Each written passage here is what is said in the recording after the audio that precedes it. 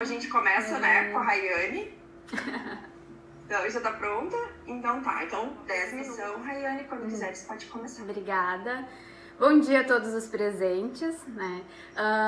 De antemão, gostaria de agradecer à professora Maureen Rocha por todo o apoio, por todo o suporte. Ao professor Elias Grossman, que foi meu primeiro professor da graduação e agora aqui presente neste outro momento importante do curso. De antemão, eu também trago uma reflexão para iniciar esse trabalho, de que tragédias, elas não são acidentes, elas não ocorrem por acaso, mas são consequências de fatos pré-existentes que, com uma rede de proteção integral, podem ser evitados. E a problemática desse trabalho, ela está justamente no nome do título, né? Quais os impactos no desenvolvimento de vítimas de maus tratos na infância e quais as medidas protetivas que podem ser aplicadas. E a relevância desse trabalho é notória e está intrínseca a ele também uma atualidade, pois periodicamente a gente acaba visualizando uma notícia de uma fatalidade que nunca deveria ter acontecido. E a sua importância, ela vai ao encontro do combate infantil, do combate da violência infantil também, pois esse trabalho ele não vai se consumir aqui com essa apresentação.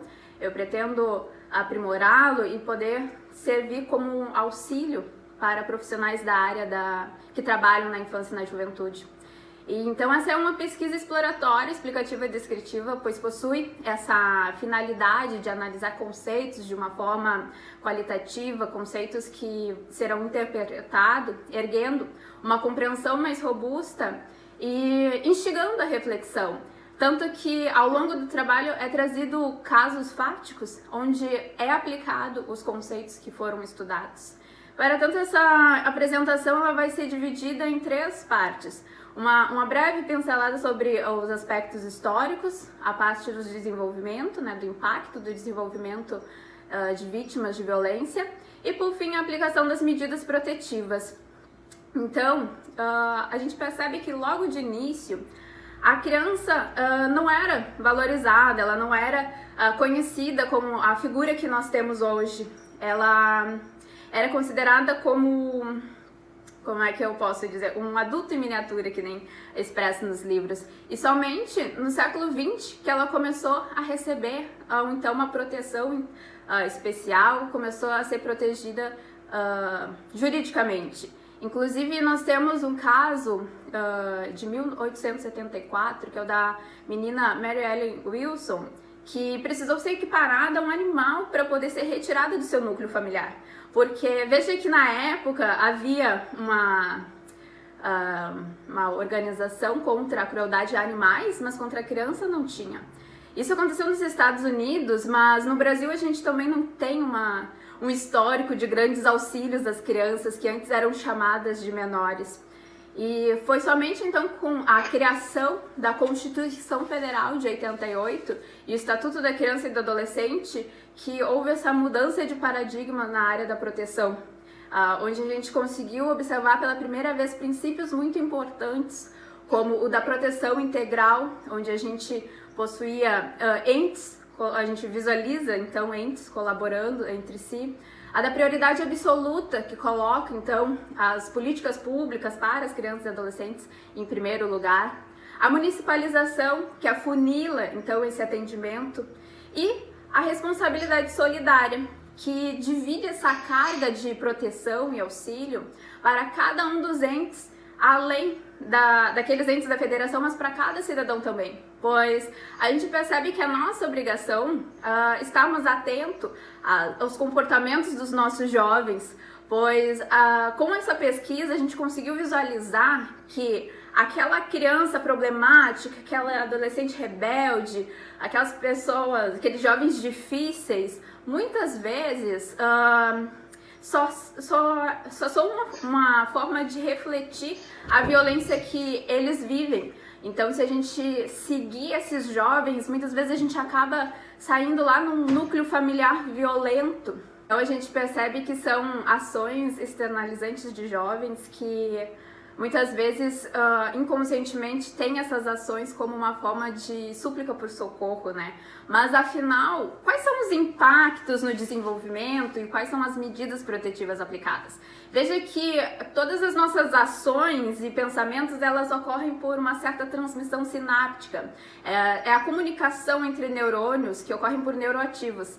Sendo que esses neurônios, quando a gente é inserido ao mundo, quando a gente nasce, eles já são formados. Mas o nosso meio social, ele é tão importante, ele acaba moldando o nosso desenvolvimento, que pode, através das nossas vivências, a gente passa por traumas, isso gera estresse, e com isso a produção de cortisol aumenta e acarreta a morte de neurônios, que a gente visualiza, então, o meio social influenciando o biológico, que acaba impactando o psicológico. E não devemos nos enganar também sobre a questão dos maus tratos, que eles não se limitam apenas ali à questão da violência física, aquela que a gente observa, aquela que é possível chegar a uma conclusão por laudos. Ela também acarreta a violência psicológica, que é aquela questão de denegrir a imagem, insultar, a violência psicológica também, sexual, a negligência, que é a falta de cuidado, né, privação de alimentação, de escolaridade.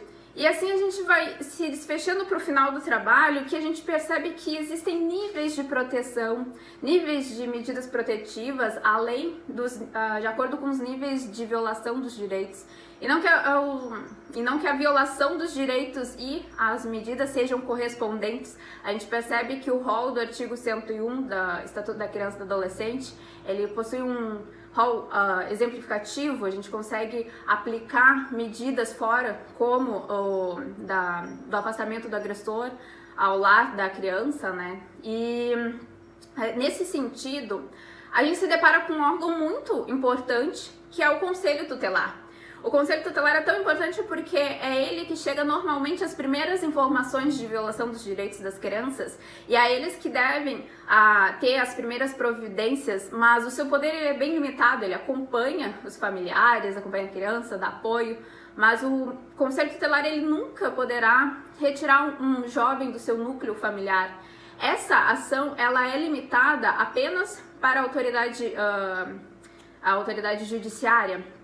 Mas uma questão que eu ergui no trabalho, que inclusive seria tema para um trabalho único de tão complexo, é quem garante para nós que o Conselho Tutelar, ele de fato valoriza todas as informações de violação dos direitos das crianças. Então eu trago no trabalho uma ideia que a gente precisaria de um órgão fiscalizando, né? Como com o Ministério Público, com os controles externos nas delegacias.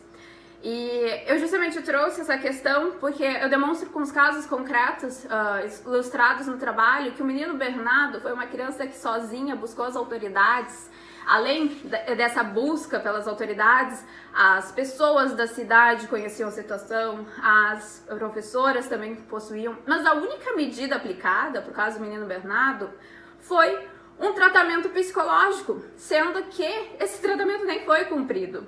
E a gente observa que é relevante no meio da infância e da juventude que o não cumprimento, o descumprimento de medidas protetivas, eles consomem o crime de desobediência. Mas ninguém argumentou isso no caso. Além disso, a gente tem outro exemplo prático da Isabela Nadoni, uma criança que, de acordo com um livro que eu citei nas referências, não foi desejada, foi cogitada um aborto. E então a gente vê que ela cresceu em um núcleo familiar violento, né?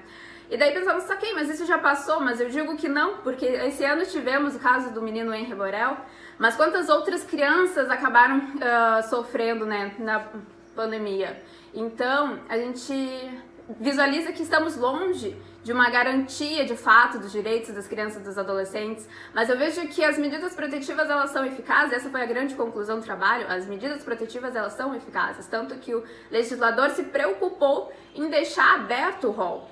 Então, a gente visualiza que precisamos cada vez mais de qualificação nos profissionais, um órgão que fiscalize as informações que chegam ao conselho, mas, acima de tudo, a grande conclusão é de que de nada adianta medidas protetivas eficazes e os profissionais qualificados se a gente não tem compartilhamento de dados, que se a gente não tem essa divulgação, se médicos, professores, conselho, eles não conseguem saber o histórico dessa criança.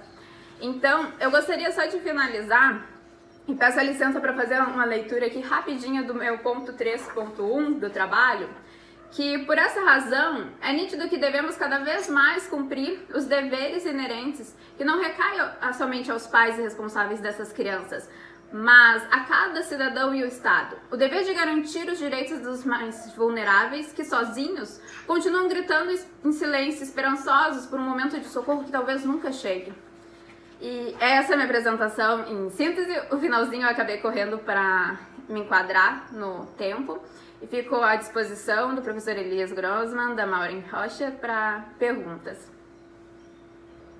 Obrigada, Rayane. Obrigada pela apresentação. Parabéns pelo trabalho. Eu vou passar para o professor Elias para fazer a sua avaliação, por favor. Ok. Então, pessoal, muito bom dia mais uma vez.